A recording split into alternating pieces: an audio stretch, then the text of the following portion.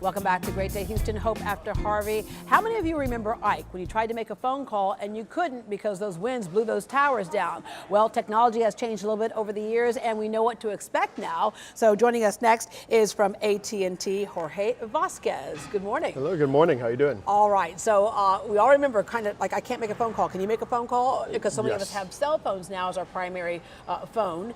And so we learned a lesson from Ike. We did. So I mean, if you imagine when you're going to go somewhere, if you don't have your cell phone on a regular day, how freaked out are you, right? So when you look at the natural catastrophe coming in, preparation's a little different from what we had with Ike, and knowing that the size of the storm and this, where it was going to be, you know, who would have known that the forecasters actually got the weather right? So with well, ours did at KT. Yeah, exactly. Right? Yes, exactly. So when you look at there's a difference between being proactive and reactive. Yeah. And so knowing that the storm was going to hit, we just didn't know where it was going to move. And we had a good idea. We started prepping 5 days before we even started looking at landfall, staging different generators, topping of generators in this, you know, the heavy cell phone towers. Because if you think about it, everything, even from first responders, is based off of cellular technology. Yeah. Well, yeah, it used to be that if your house flooded, you left, your phone was left in that house, right? But we could take our phone with us today, which is an advantage. Speaking of first responders, you supported the Office of Emergency Management? We did. We got a phone call where the Office of Emergency Management was looking at about 50 iPads and 5 phones in order to run all the communication center off of it for Harris County. We were able to get that, and this is during Sunday when the storm was hitting pretty hard, but we were able to deliver that to them because it was very crucial to the infrastructure that we're having for all of the rescue efforts that were going on. And speaking of something else that was very crucial, $1.75 million in donations. You know, I prefer not looking at the money because there's so much more that happened to it. Yeah. But if you were to look at summarizing what we did for the community, you know, you're looking at, we had boats bringing in charging stations to the George R. Brown. We had charging stations at NRG Center. And we even had opportunities that while we were looking at the phones still working on social media, we were validating that everybody was all right. And we were getting confirmation that, yes, I'm fine, but I'm on my roof. Yeah. And we were redirecting some of those boats that were taking some of those generators and things to different places, going into save lives onto our employees, right? Looking at utilizing different resources in different ways, how the city needed it, how we saw the network going, and how we saw people were communicating for help. And so overall, we looked at spanning this through from Beaumont, Port Arthur area that got hit later on, going all the way as north as Austin, where Branham and Columbus were hit a lot more than what we thought they were going to get, and then looking at Port Lavaca, Rockport, Aransas Pass, and Corpus, and then the Galveston coast. It's just this was pretty widespread, and with that just sitting on us, it was unprecedented, and we basically looked at trying to solve for this as quickly as possible. And it was funny with what we learned on Ike.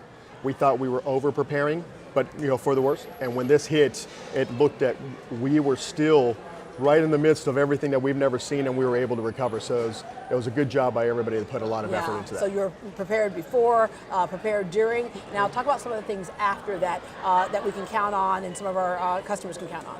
You know, as you look at services, so you've got to look at priority in the wireless network. So the wireless network is up and running.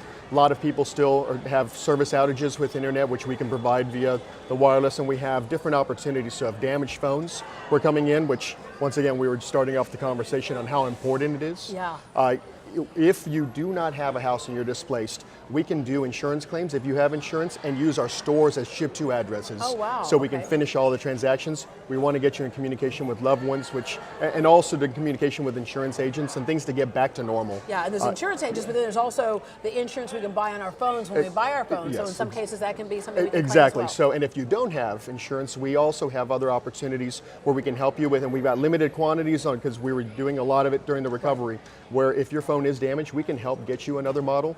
It may not be what you need, but it's something to get you through, or look at upgrading. Here's a great thing. I'm glad you brought up that point. You know, we're kind of in our mind is to get the latest, greatest phone, right? But we can go back a couple of models, and those are phones that we can get much cheaper, sometimes for free, depending on what the kind of plan is, right? And that phone's going to do what most of us need it to do. Exactly. And the priority number one is just having communication, people being able to do what they need to do to get Houston back going the direction it needs to go. Our phones are priceless. They keep us connected. We know that. And so that's a bill I pay every month, and I go, okay, but this is what what it gets me, right? But there are people who are struggling right now and might have some issues with that. So how can they work with if they're going to be a little late on that bill or whatever? So we did waive a lot of the fees and overages because we knew people were going to use that. There are folks that we can still run different programs so in order to overages on the expand. cadet So programs, right? and so we can look at extending time. All they need to do is if they can contact us, either AT&T.com, customer service, or even go into some of the stores, and all of our stores are up and running. We may have some temporary stores with some trailers right now, but they're still capable of doing everything we need in order to get people the service that that we've got to provide for everybody. And the great thing too, if people can and they're able to get new devices and stuff, there's so many things that have changed in the marketplace within a year, right? Things are completely different. So if you go into the store, whatever it is that you need to replace, whether it is the laptops, whether it's the iPads or the phones, you all have folks in the store who can explain to folks exactly what they need. There's always, you guys do a bundling program oftentimes so that can make things much more cost effective. Yes, so we still have all those capabilities. We still have a lot of volunteers that are at the evacuation centers. Like I said, George R. Brown is dwindling down, but we had NRG that was pretty big. We were giving a lot of those phones and access to wireless to a lot of folks that were displaced, had no phone number. Regardless of who they were with, they didn't have to be an AT&T customer. We were giving out prepaid phones with a 1 month of service paid off because while we were signing people up for FEMA, you have to have a phone number in order to get those benefits. Yeah, and people are using the internet to actually, you have to sign up with FEMA Exactly, first so they used our internet, we signed up, but they needed a phone number, and we ended up giving phones, regardless of whether you're our customer or not, just so you had a phone number, so people can get in contact, so you can start receiving your benefits and using that assistance to get back to where you needed to be. So we did as best we could, so it was a good job overall for the team. Thank you very much. I appreciate it. Thank you very much for the time. All right, when we come back, your car went underwater, so you might have to take the bus for the very first time. Things to know when we come back.